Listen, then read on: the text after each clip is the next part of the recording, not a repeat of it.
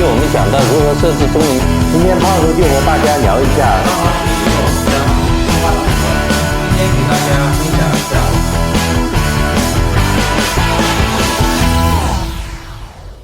打呼噜就是睡眠呼吸暂停吗？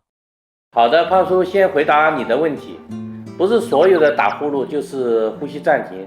打呼噜我们可以把它分为两种，一种是单纯性的鼾症，一种是睡眠呼吸暂停。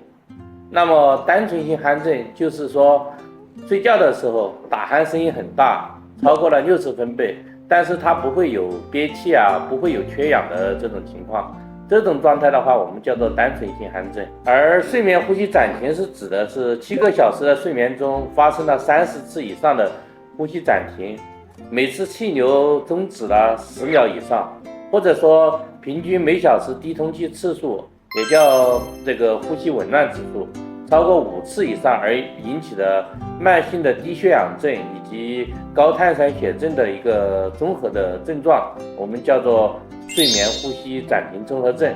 好了，胖叔今天的视频就分享到这里了。下一期呢，胖叔会跟大家聊一下怎么去自己判断一下自己是单纯性鼾症还是睡眠呼吸暂停综合症。希望大家评论我的视频，我会陆续推出更多优质的内容。谢谢大家。